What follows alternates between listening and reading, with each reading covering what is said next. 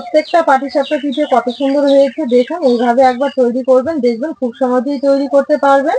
আর এইভাবে পাটিসাপটা একবার তৈরি করে খেলে কিন্তু বারবার মন চাইবে এই পাটিসাপটাগুলো তৈরি করে খেতে। আর কতটা নরম আর সফট হয়েছে, একদম জালিদার প্রত্যেকটা পাটিসাপটা। দেখুন আমি একটা আপনাদের ভেঙে দেখাচ্ছি ভেতরটা কত সুন্দর হয়েছে। এই যে দেখুন একদম নারকলে পুরে ভর্তি, মুখে দিলেই কিন্তু এগুলো মিলিয়ে যাবে। তাই আমার অনুরোধ রইল এইভাবে একবার তৈরি করে খাওয়ার।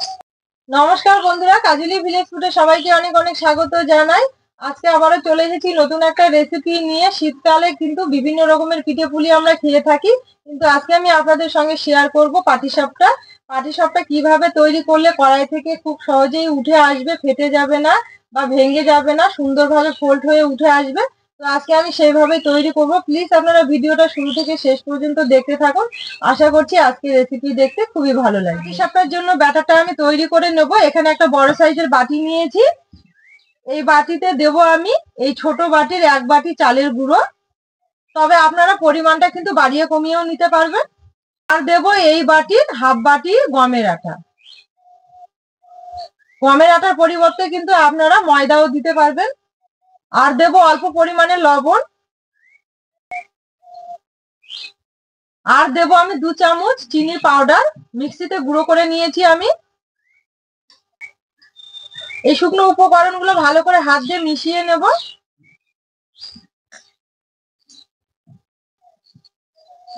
এবার আমি এখানে নিয়েছি হালকা কুসুম গরম জল। দেখুন হাত দিয়ে দেখিয়ে দিচ্ছি, জলটা কিন্তু একদম হালকা কুসুম, খুব গরম জল দেওয়া যাবে না, একটু হালকা গরম জল দিলে ভালো হয়।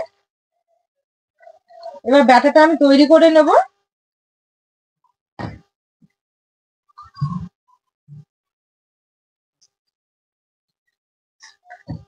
আবারও একটু জল দেব আমি, তবে আমি এখানে জল দিয়ে করছি, আপনারা চাইলে কিন্তু দুধ দিয়েও করে নিতে পারবেন।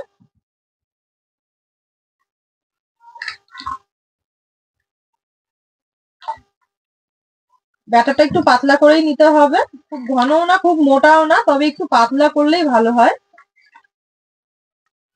ব্যাটারটা আমি এইভাবে রেডি করে নিয়েছি। এই যে দেখুন ওপর থেকে ছাড়িয়ে দেখাচ্ছি, এই যে এইভাবে রেডি করে নিতে হবে। এবার আমি কিছুক্ষণের জন্য থালা দিয়ে ঢেকে রাখবো। কড়াই বসিয়ে দিয়েছি। এবার নারকেলের পুরটা আমি রেডি করে নেব। একটা নারকেল আগে থেকে ভেঙে কুড়ে নিয়েছি। এবার নারকেলটা দেব, গুড়টাও দিয়ে দেব।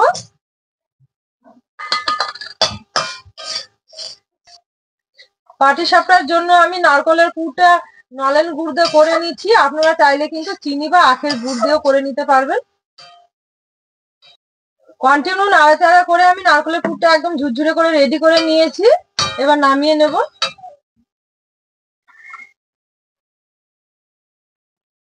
আবারও কড়াই পরিষ্কার করে বসিয়ে দিয়েছি।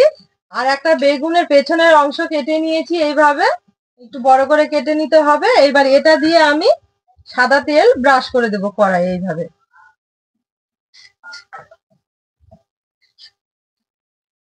এবার আমি এখান থেকে 1 হাতা ব্যাটার নিয়ে এভাবে কড়াইয়ে দিয়ে দেবো।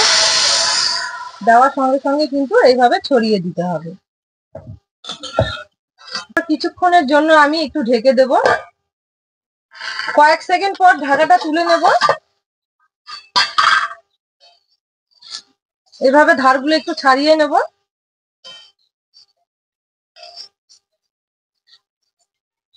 এবার আমি এখান থেকে একটু নারকেলের পুর হাতে এইভাবে লম্বা করে নেব।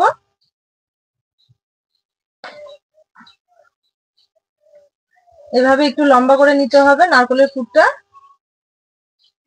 এভাবে লম্বা করে নিয়ে এইভাবে দিয়ে দেব। দেওয়ার পর এইভাবে আমি ফোল্ড করে নেব।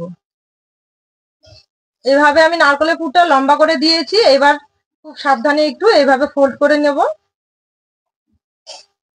এই যে দেখুন এইভাবে ফোল্ড করে নিয়েছি।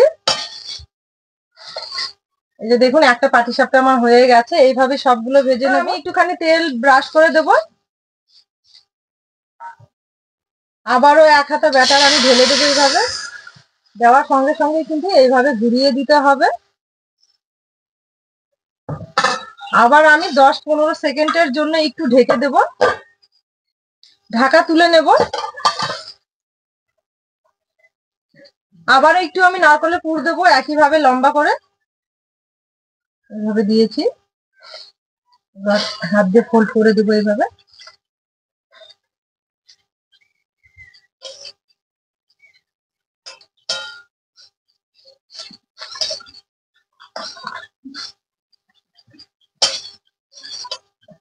আবারও একটা আমার হয়ে গেছে, এই যে দেখুন। আমি একইভাবে সবগুলো করে নেব, এইভাবে রেডি করে নিতে হবে সবগুলো।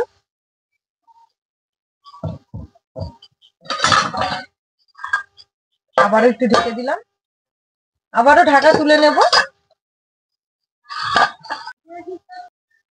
আবারও একইভাবে নারকেলের পুরটা দিয়ে দেব, দেওয়ার পর আবারও ফোল্ড করে দেব।